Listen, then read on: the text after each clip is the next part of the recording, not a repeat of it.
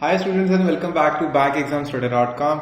मेरा नाम है रमनदीप सिंह और आज मैं शेयर करने वाला हूँ एक बहुत ही इंपॉर्टेंट वीडियो, बहुत ही इंपॉर्टेंट टॉपिक पे, जिसमें हम शेयर करेंगे कि SBI PO मेंस में जो इंपॉर्टेंट टॉपिक्स है एसए के, कौन कौन से इंपॉर्टेंट टॉपिक्स हैं और एसए के, और उसमें क्या क्या लिखना चाहिए, क्या आपकी स्ट्रैटेजी होनी चाहिए लिखते समय। तो आज हम वो सब आपके साथ शेयर करेंगे। तो चलिए शुरू करते हैं।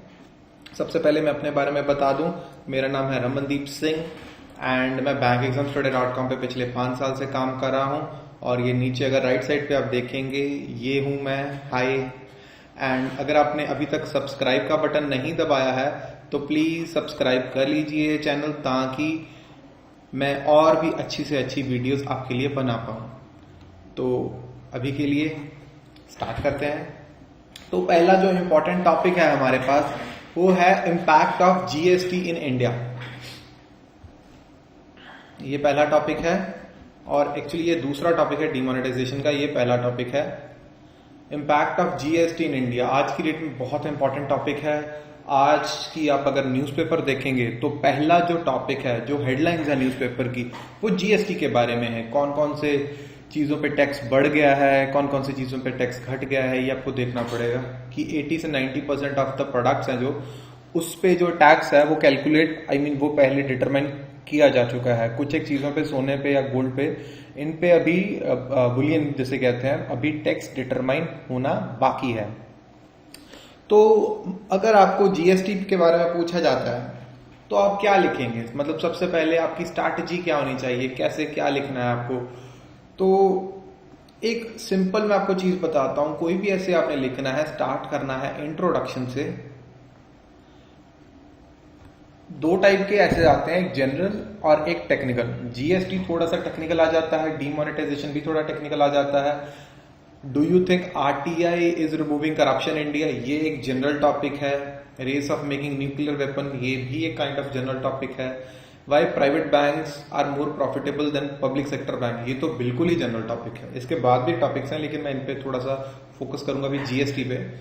सबसे पहले आपने कोई भी ऐसे लिखना है, पहले उसका इंट्रो लिखना है, उसके बाद उसके प्रॉज एंड कॉन्स लिख देने हैं, प्रॉज एंड कॉन्स।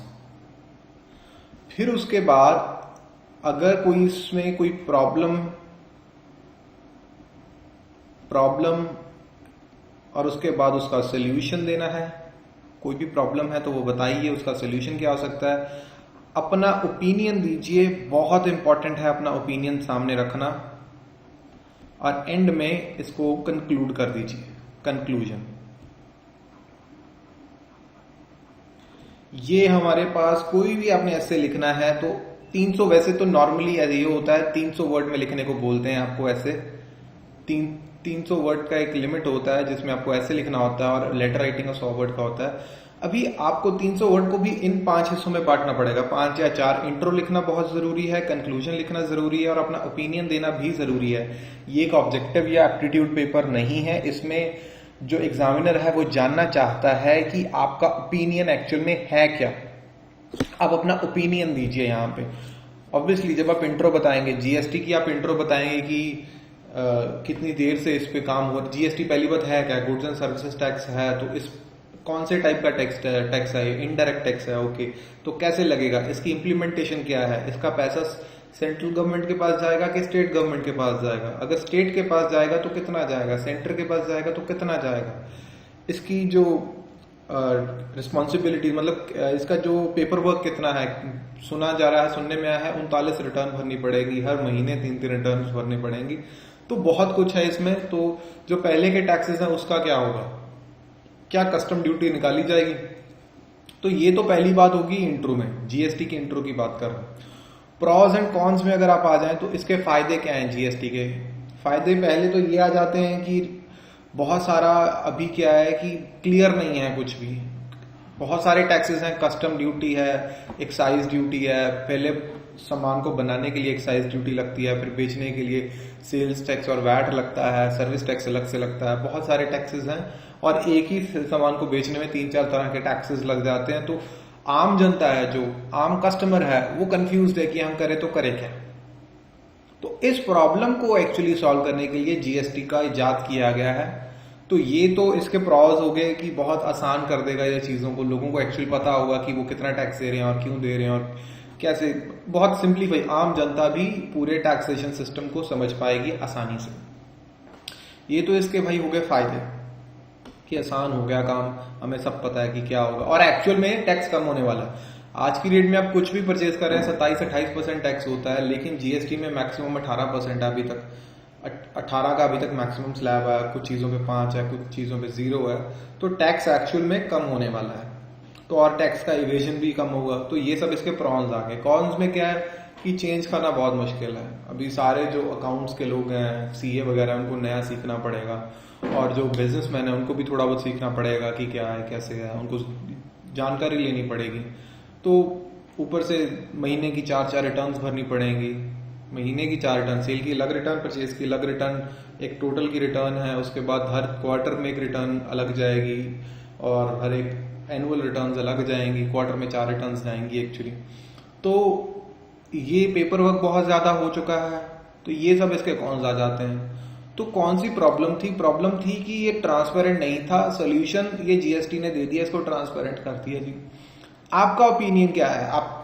क्या आप सोचते हैं कि ये बहुत अच्छा हुआ, क्या आप सोचते हैं कि ये अच्छा नहीं हुआ? ये आपने अपना ओपिनियन देना है यहाँ पे और एंड में कंक्लूड करना है कि अपने ओपिनियन के हिसाब से आपने इसको कंक्लूड कर देना है। तो पहला तो इम्पोर्टेंट टॉपिक, जीएसटी बहुत हॉट टॉपिक चल रहा है। दूसरा, डीमोनेटाइजेशन का पूरे इंडिया को हिला के रख दिया था मोदी साहब ने। तो डीमोनेटाइजेशन के क्या फायदे हुए, क्या नुकसान हुए, इसका मैं लिंक डिस्क्रिप्शन में जरूर डालूंगा। एक मैंने आर्टिकल लिखा था बहुत अच्छा, pros and cons of demonetisation, detail में लिखा था, उसका मैं लिंक दे रहा हूँ, जरूर देखें। उसके बाद आरटीआई बहुत एक अच्छा टूल है। आप किसी भी यूनिवर्सिटी, किसी भी आप सरकारी डिपार्टमेंट में किसी भी तरह की इंफॉर्मेशन ले सकते हैं। जैसे हमारे यहाँ ऑफिस में एक लड़की जो एक राइटर थी, उसका डिग्री नहीं आ रहा था यूनिवर्सिटी से, उसने रीवैल्यूएशन कुछ ऐसा कुछ था, उसका पंगा था, उसका जो रिजल्ट था वो लेट था और वो यूनिवर्सिटी जा रही थी, पंजाब यूनिवर्सिटी, और उसको उसका डिग्री नहीं मिल रहा था, रिजल्ट नहीं मिल रहा था। उसने आरटीआई फाइल कर दी। 5 चक्कर लगाने के बाद कुछ नहीं हुआ, एक आरटीआई लगाने के बाद सब कुछ हो गया। तो एक आरटीआई का एक इम्पैक्ट है, अच्छा इम्पैक्ट है, करप्शन दूर हो रही है, नहीं तो उसके पैसे लगते तो पैसे नहीं लगे, तो आरटीआई से काफी अच्छा इम्पैक्ट पड़ा। तो आपको डिटेल में अगर लिखना है तो इसकी इंट्रो लिखनी पड़ेगी, एक्ट कैसे बना, इसका किसने बनाया, क्या इसका रीजन था, कैसे कैसे, ये सारा इंट्रो लिखेंगे। इसके प्रॉस क्या है? प्रॉस तो ऑब्वियसली करप्शन दूर हो रही है, आम लोगों को बहुत फायदा है, अफसरशाही खत्म हो रही है, ब्यूरोक्रेसी खत्म हो रही है। कॉन्स इसके क्या आएंगे? कॉन्स तो ऑब्वियसली ये आएंगे ना कि अफसरों को बहुत ज्यादा काम करना पड़ता है। पहले आराम से बैठे रहते थे, अब पता नहीं ये काम वो काम बहुत कुछ करना पड़ता है। तो एक प्रॉब्लम का इसने सोल्यूशन दिया कि अफसरशाही को थोड़ा सा इसने कम कर दिया, ये इसका सोल्यूशन है। ओपिनियन ये आपका खुद का ओपिनियन है, कंक्लूड भी आपने जैसा आपने पूरा लिखा है उसी के हिसाब से आप इसको कंक्लूड करेंगे। तो उसके बाद बात करते हैं race of making nuclear weapons among countries. तो आज की डेट में, जैसे मैंने पहले भी लेटर राइटिंग वाले में भी मैंने एक वीडियो में डिस्कस किया था कि race of making nuclear weapons among countries. आज की डेट में आप देखें हर कंट्री, हर एक बड़ी कंट्री न्यूक्लियर जो वेपन्स है उसका टेस्टिंग कर रही है, including India, north Korea, America, Pakistan, ये सब लोग, रशिया, ये सब लोग न्यूक्लियर वेपन्स बना रहे हैं अपनी ताकत दिखाने के लिए पड़ोसी देशों को। Even United states of America है जो, वो तो चाइना का और हम लोगों का नेबर भी नहीं है, लेकिन वो फिर भी वहां पे टेस्ट कर रहे हैं और यहाँ मतलब चाइना के लोगों को डरा रहे हैं। तो ये क्यों हो रहा है? ये अपनी एक पावर बढ़ाने के लिए, या आप कह लीजिए कि जिसके पास ज्यादा न्यूक्लियर बॉम्ब्स हैं वो ज्यादा पावरफुल नेशन है, ये डेफिनेशन हो चुकी है पावरफुल की आज की डेट में पूरे वर्ल्ड में। तो इसका क्या मतलब, पहला इंट्रोडक्शन तो जो मैंने बोला वही है। प्रॉज एंड कॉन्स क्या? प्रॉज ये है कि छोटी कंट्रीज हैं उसको एक सेफ्टी मिलती है। आज की डेट में अगर चाइना सोचे कि मुझे नेपाल पे पूरा कब्जा करना है तो वो कर सकते हैं, लेकिन वो ऐसे सोच नहीं रहे हैं। लेकिन अगर नेपाल एक न्यूक्लियर नेशन होता तो कभी भी कोई कब्जा करने की कोशिश करता तो उनके पास एक सिक्योरिटी है कि ठीक है, हम तो न्यूक्लियर नेशन है, अगर हमारा एंड होगा तो हम ये अटैक कर देंगे आपकी कंट्री पे। तो ये इसका एक फायदा है, एक लौता फायदा जो होना चाहिए फायदा, लेकिन अभी फायदा रहा नहीं है। और कॉन्स आपको पता ही है, मास डिस्ट्रक्शन है, बहुत प्रॉब्लम्स हैं। तो ये इसके प्रॉज एंड कॉन्स पे आ जाते हैं। Why private banks are more profitable than public sector banks. इसकी अगेन आपने इंट्रो लिखनी है कि किसमें आपका एनपीए ज्यादा है, किसमें एनपीए ज़्यादा आ रहा है आपका, क्या कहते हैं, पब्लिक सेक्टर बैंक में एनपीए ज़्यादा, वैसे तो प्राइवेट सेक्टर में भी बहुत ज़्यादा है, लेकिन आपको पूरा स्टेप बाय स्टेप लिखना है, इसी फॉर्मेट के हिसाब से लिखना है। Intro, pros and cons, problem and solution, opinion, conclusion, इसी फॉर्मेट के हिसाब से। थोड़ा सा पॉइंट बता देता हूँ कि प्राइवेट सेक्टर बैंक्स में टारगेट्स होते हैं, लोग अपने टारगेट के हिसाब से काम करते हैं, और जबकि पब्लिक सेक्टर जो बैंक है उसमें कुछ ऐसा टारगेट वगैरह का काम नहीं होता, आईडीबीआई में होता है, लेकिन अभी उन पे भी बुरा हाल ही है उनका भी। तो एक एक पॉइंट आपने पकड़ पकड़ के लिखना है कि पब्लिक सेक्टर बैंक आपको क्यों लगता है कि इतना प्रॉफिटेबल नहीं है जितना प्राइवेट सेक्टर है, क्योंकि प्राइवेट सेक्टर में हर एक जो एम्प्लॉय होता है, हर एक मैनेजर होता है, वो कोशिश करता है कि ज़्यादा से ज़्यादा सेल करी जाए, ज़्यादा से ज़्यादा एफडीज नहीं, सेविंग अकाउंट ज़्यादा खोलें, उसमें अमाउंट लोग ज़्यादा भर रखें अपना। तो ये सब इसका आपको इसके बारे में डिटेल में लिखना पड़ेगा। ये 5 पॉइंट आप लिख के रख लें। Introduction, pros and cons, problem and solution, opinion and conclusion. Paragraph बना के लिखें, लेकिन पैराग्राफ के पॉइंट नंबर मत लिखें। ऐसा मत करें कि number 1 intro, number 2 pros and, ऐसे नहीं, पूरा पैराग्राफ में लिखना है आपने। चलिए अगले टॉपिक पे आते हैं। How social media is strengthening the Indian democracy. Social media, Facebook है, ट्विटर है, ये कैसे स्ट्रेंथन कर रहा है? अगर आपको इसके बारे में लिखना है तो सबसे पहले जैसे निर्भया का एक हुआ था, कांड हुआ था, एक निर्भया का केस आया था, तो उस केस के बारे में अगर आप लिखने बैठेंगे, सोशल मीडिया पे बहुत शेयर किया गया, उसकी वजह से सोशल मीडिया के कारण बहुत सारे प्रोटेस्ट हुए, तो उसके कारण लॉज भी बने। तो ये सोशल मीडिया ने बहुत क्या कहते हैं, डेमोक्रेसी में इसको फायदा पहुंचाया। वही बात आ जाती है कि इंट्रोडक्शन क्या है। पहली बात तो सोशल मीडिया है क्या, what is social media, what is social media, और इसका इम्पैक्ट क्या है।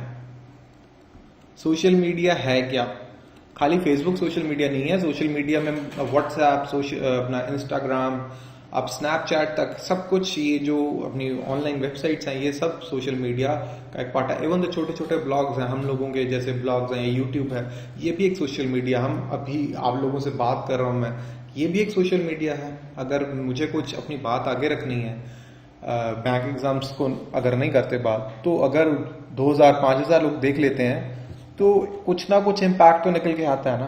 तो ये एक सोशल मीडिया है। तो इसकी इंट्रोडक्शन लिखनी है, प्रॉस एंड कॉन्स लिखने हैं। प्रॉस में यही आ जाता है कि आम जनता, पब्लिक जागृति होती है, आम जनता जो है इकट्ठी होके आती है, पॉलिटिशियन को फोर्स किया जाता है, अगर वो एक्शंस नहीं लेते, किसी गलत चीज हो रही है तो उस पर एक्शन नहीं लेते, तो उनको लेना पड़ता है। कॉन्स क्या है, अभी कश्मीर में जैसे व्हाट्सएप वगैरह का मिस यूज हो रहा था, अभी इंटरनेट भी बंद करवाया, तो वो सब चीजों का आप कह लीजिए कि वो कॉन्स में आ जाता है। बाकी आपको अपना ओपिनियन देना है, अपना कंक्लूजन देना है, वो आपके अपने पे। उसके बाद future of IT industry in India. IT industry आज की डेट में, आफ्टर जब से अमेरिका में ट्रम्प साहब आए, उन्होंने बोला कि अमेरिका का जो सारा काम है, अमेरिका की सारी जॉब्स अब अमेरिका में रहेंगी। तो पहले क्या होता था, H1B वीजा होता था, H1B वीजा होता था। हमारे यहाँ की कंपनीज क्या करती थी, बहुत समझदार लोग हैं, इंफोसिस, विप्रो, TCS, सब लोग बहुत समझदार हैं। ये क्या करते थे, उन लोगों को, जो यहाँ के लोग थे, इंडियन डेवलपर्स थे, प्रोग्रामर्स, इनको कम सैलरीज देके यूएसए में ले जाते थे ये लोग H1B वीजा के नाम पे, और ऑन साइट के नाम पे यूएसए में काम करवाते थे इंडियन सैलरीज देके। सैलरी इंडियन देनी है लेकिन काम यूएसए में करवाना है। लेकिन अगर यूएसए के बंदे को बिठा के काम करवाएंगे तो भाई इतना तो वहां तो पैसा बहुत लग जाएगा, यहाँ के बंदे को कम पैसा देना है। तो ये एक स्कीम लगा रहे थे इंडियन आईटी इंडस्ट्री वाले, जो अभी बंद कर दिया गया है। तो ये एक बहुत बड़ी प्रॉब्लम है आईटी इंडस्ट्री की, H1B वीजा वाली। दूसरी, ऑटोमेशन हो रहा है। पहले जो काम उसमें होता था, क्या कहते हैं आप, पहले जो काम उस पे होता था, जो लोग करते थे, जैसे बहुत सारे डेवलपर्स ऐसे भी होते हैं जिन्होंने सारी जिंदगी एक कोड तक नहीं लिखा होता, कस्टमर सपोर्ट ही करते रह जाते हैं, कस्टमर टिकट ही करते रह जाते हैं। अभी आर्टिफिशियल इंटेलिजेंस आ रहा है, तो कहाँ जाएंगे ये लोग? तो ये लोग ऑब्वियसली ले ऑफ होंगे, निकाले जाएंगे। ऑटोमेशन हो रहा है। अभी क्या होगा, अगर किसी कंपनी में आज से आने वाले 5, 7, 10 सालों में क्या होगा कि अगर किसी कंपनी में 10,000 लोग काम करते हैं तो उसमें 2-3 हजार लोग रह जाएंगे, 5,000 लोग रह जाएंगे, बस काम उतना ही होगा, क्योंकि ऑटोमेशन आ चुका है। लोग MS Excel को कम यूज करेंगे, लोग बहुत कस्टमर सपोर्ट वगैरह आर्टिफिशियल इंटेलिजेंस ही हो जाया करेगा। तो ये एक पॉइंट निकल के आता है। बाकी अब इसका कंक्लूजन लिखें, आप इसके हक में हैं, इसके अगेंस्ट हैं, ये सब आप लिखें। प्रधानमंत्री मुद्रा योजना, इसके बारे में मैं ऑलरेडी एक बहुत अच्छी वीडियो बना चुका हूँ। एनिमेटेड वीडियो बनाया था मैंने, शौक में हम लोगों ने बना दिए थे 5-6 वीडियो बहुत जम के। तो ये वीडियो का मैं लिंक नीचे डिस्क्रिप्शन में शेयर करूंगा। मुद्रा योजना बहुत अच्छा हमने ये एक वीडियो बनाया, तो उसका मैं लिंक शेयर कर रहा हूँ। Do you think India should oppose one China policy? इसमें एक आपको स्टैंड क्लियर करना पड़ेगा। पहले आपको पता होना चाहिए कि चाइना वन पॉलिसी क्या है। चाइना के हिसाब से जो तिब्बत है या साउथ चाइना का जो काफी पोर्शन है, तो चाइना के हिसाब से जो आज से 5000 साल पहले चाइना माना जाता था, लेकिन अभी ताइवान बन गया है, तिब्बत बन गया है, तो ये अलग हो चुके हैं लोग। चाइना चाहता है कि ये सब फिर से एक हो जाए, क्योंकि अभी चाइना सुपर पावर बन चुका है, उनके पास बहुत पैसा आ चुका है, रिसोर्सेज हैं। तो अभी अपना ये पावर का इस्तेमाल करके आसपास के जो पहले अलग हो गए थे ताइवान वगैरह को अपने साथ लाना चाहता है, ताकि चाइना के जो मेन बीजिंग से सारा कंट्रोल हो। तो इंडिया का क्या स्टैंड है? इंट्रोडक्शन में तो अपने चाइना वन पॉलिसी को एक्सप्लेन कर दिया। इसके प्रॉस क्या है? आज की डेट में वो ताइवान मांग रहे हैं, साथ में तिब्बत मांग रहे हैं, कल को वो अरुणाचल प्रदेश मांगेंगे। तो ऐसे बहुत सारी प्रॉब्लम है। परसों को कहेंगे कश्मीर ही पर चाइना का पार्ट है। ये इंडिया का स्टैंड है कि इंडिया अगेंस्ट होगा। ऑब्वियसली अगेंस्ट नहीं है, एज ऑफ नाउ तो न्यूट्रल पोजीशन बना के बैठे हुए हैं कि कुछ हमारा कुछ लेना देना नहीं है, लेकिन अगर स्टैंड लेते हैं तो ऐसा स्टैंड लेना चाहिए। अगले टॉपिक्स पे आते हैं कि impact of social media of Indian culture. ये मैं ऑलरेडी आई थिंक एक्सप्लेन कर चुका हूँ कि सोशल मीडिया का इंडियन कल्चर पे क्या फर्क पड़ रहा है। पहली बात तो ड्रेसिंग से पहले थोड़ा सोशल मीडिया को एक्सप्लेन कर देंगे, साथ में इंडियन कल्चर को एक्सप्लेन कर देंगे कि हमारे कल्चर में ऐसा होता था, लोग साड़ियाँ पहनते थे, ऐसे होता था। लेकिन अब क्या हो गया? अब ये हो चुका है कि लोग सोशल मीडिया पे लोगों को देखते हैं कि पूरी दुनिया में लोग कैसे कपड़े पहन रहे हैं, कैसे जूते पहन रहे हैं, कहाँ जा रहे हैं, कहाँ आ रहे हैं, क्या खा रहे हैं। इवन ये भी बहुत इंपॉर्टेंट है, सोशल मीडिया ने लोगों की ईटिंग हैबिट्स पे बहुत बड़ा असर डाला है। सोशल मीडिया में बहुत सारी एडवर्टाइजमेंट्स चलती हैं, और ये बड़ी बड़ी मल्टीनेशनल कंपनीज, KFC, मैकडोनल्ड्स, तो उनके सक्सेसफुल होने में सोशल मीडिया का भी बहुत बड़ा हाथ है। ये उनको बहुत पॉजिटिवली दिखाते हैं। तो उन सब से नॉट जस्ट कपड़ों पे से लेके कपड़ों पे, आपकी खाने पीने की चीज़ों पे, आप कैसा वर्कआउट करते हैं, आप जिम जाने लग गए हैं, योगा क्यों नहीं करते? अगर आपको सारा दिन दिखाया जाए कि योगा अच्छी चीज़ है और जिम जाना अच्छी चीज़ नहीं है, तो आप योगा करेंगे। तो ये सब चीज़ों का इंडियन कल्चर पे बहुत फर्क पड़ा है। ये आप पॉइंट लिख सकते हैं इंडियन कल्चर पे। इंटरनेट सिक्योरिटी, आजकल रैंसमवेयर जो आया है, वानाक्राई, तो बहुत पॉपुलर चल रहा है। बहुत लोग इसके बारे में लिख रहे हैं, बहुत सारे दुनिया के कंप्यूटर इससे प्रभावित हुए हैं। तो इसके बारे में एक क्वेश्चन आना, ऐसे राइटिंग का आना एक बहुत लाजमी है कि इसके बारे में बिल्कुल आएगा। बिल्कुल मैं कहता हूँ इंटरनेट सिक्योरिटी थ्रेट्स, इसके बारे में लिखना पड़ेगा कि कौन कौन से। इसमें इंट्रो जब आप लिखेंगे, इसकी इंट्रोडक्शन लिखेंगे इंटरनेट सिक्योरिटी थ्रेट्स की, सबसे पहले आप लिखेंगे कि टाइप्स क्या है, कि क्या होता है, टाइप्स क्या है। वायरस होते हैं, वॉर्म्स होते हैं, रैंसमवेयर्स होते हैं, मालवेयर होते हैं। तो ये सब आपको टाइप्स लिखनी पड़ेंगी। पहले टाइप्स लिख देंगे, फिर ये वर्किंग कैसे होती है, क्या क्या होता है, कैसे कैसे। इसका एक्चुअली इंट्रोडक्शन बहुत, अगर 300 वर्ड का लिख रहे हैं तो इंट्रोडक्शन ही बहुत लंबा चले जाएगा कि ये टाइप्स हैं, ये इसकी वर्किंग है, इसका ये नुकसान हो सकता है, ये कैसे कैसे हो सकता है, रैंसमवेयर क्या चीज़ है, उसमें ऐसे रैंसम मांगी जाती है, डेटा लॉक हो जाता है, वायरस क्या है, वो मल्टीप्लाई होता है, वॉर्म्स क्या है, ये सब इंट्रोडक्शन में लिखेंगे। प्रॉस तो कोई है नहीं इसका, तो प्लीज़ इसके फेवर में मत लिखिए कौन सी है। इसके एंड में अपना ओपिनियन, इसका एक, इसमें प्रॉस एंड कॉन्स नहीं आएंगे, इसमें प्रॉब्लम है, ये एक पूरी प्रॉब्लम है और इसका सोल्यूशन आपको बताना पड़ेगा कि हैकर्स के ग्रुप को इंडियन गवर्नमेंट को ऐसे प्रमोट करना चाहिए कि जो छोटे मोटे हैकर्स हैं, एथिकल हैकर्स हैं, उनको प्रमोट करें, या जो क्या कहते हैं साइबर सिक्योरिटी की कंपनीज हैं उनको प्रमोट किया जाए, उनको, और जो सरकारी जितनी भी वेबसाइट्स हैं उनको सिक्योर किया जाए। तो ये सब है। और impact of NPA on banking sector, सबसे इम्पॉर्टेंट टॉपिक इस साल का एनपीए, बहुत ज़्यादा इम्पॉर्टेंट टॉपिक है ये एनपीए। विजय माल्या साहब तो पिछले साल से ही न्यूज़ में चल रहे हैं। अभी सहारा जो है वो भी सुब्रत रॉय सहारा, वो भी बहुत ये दो लोगों ने बहुत हड़कंप मचाया हुआ है बैंकिंग इंडस्ट्री में। तो अगर आपने अभी तक नहीं पढ़ा है इन दोनों लोगों के बारे में और एनपीए के बारे में, तो प्लीज पढ़िए। पहली बात तो आपको पता होना चाहिए कि एनपीए होता क्या है, एनपीए की एग्जैक्ट डेफिनेशन क्या है। लिंक मैं डिस्क्रिप्शन में दूंगा इस आर्टिकल का कि एनपीए एग्जैक्टली होता क्या है। पूरा एग्जैक्टली टेक्निकल इंफॉर्मेशन मैं दूंगा कि एनपीए क्या होता है, क्या इसके नुकसान है, कितने कौन से लेवल तक एनपीए होना चाहिए, इसके प्रॉस तो कोई है नहीं, कॉन्स है, ये एक प्रॉब्लम है एनपीए और इसका सोल्यूशन क्या है। अगर तो एक जनरल टॉपिक आता है या तो आप उसके प्रॉस एंड कॉन्स लिखते हैं, अगर तो नुकसान वाली चीज है तो ये एक प्रॉब्लम है क्या और इसका सोल्यूशन है क्या, और एंड में इसका ओपिनियन। साउथ चाइना सी डिस्प्यूट, ये फिर से वो चाइना वन पॉलिसी वाला आ गया जो पहले मैंने बता चुका हूं, दोबारा नहीं बताऊंगा। तो चलिए मेरी तरफ से कुछ टिप्स लेकर जाइए जाते जाते कि आपको एक ऐसे है वो कैसे लिखना चाहिए। सबसे पहली बात, प्लानिंग करके चलिए। वर्ड्स शुरू से ये मत कीजिए कि आपने 100 वर्ड लिख दिए, 200 वर्ड लिख दिए, आप सोच रहे हैं यार ये तो कंप्लीट ही नहीं हुआ, कंक्लूजन आपका ऐसे के बीच में ही आ रहा है, तो क्या फायदा हुआ। आपको प्लान करके चलना पड़ेगा कि मुझे ऐसे ऐसे लिखना है। प्लान करके चलिए और पूरा एक सर्कल बनाइए कि आपको पहले लिखना है इंट्रोडक्शन, फिर प्रॉज एंड कॉन्स या problem and solution, problem and solutions, आपका खुद का ओपिनियन क्या है, और एंड में आपका कंक्लूजन। इस फॉर्मेट में चलेंगे तो बहुत बहुत सही लिखेगा जाएगा। अगर मैं भी अपना कोई आर्टिकल भी लिखता हूं वेबसाइट्स पे तो मैं यही फॉर्मेट को फॉलो करता हूं। सबसे पहले इंट्रोडक्शन, फिर प्रॉस एंड कॉन्स। अगर प्रॉस एंड कॉन्स नहीं है, ये कोई गलत चीज के बारे में लिख रहे हैं आप, कंप्यूटर वायरस के बारे में, इंटरनेट सिक्योरिटीज के बारे में, नेशनल थ्रेट्स के बारे में लिख रहे हैं, तो प्रॉब्लम है एक और इसका सोल्यूशन क्या है, फिर ओपिनियन, उसके बाद कंक्लूजन। ये चीजें लिख लें।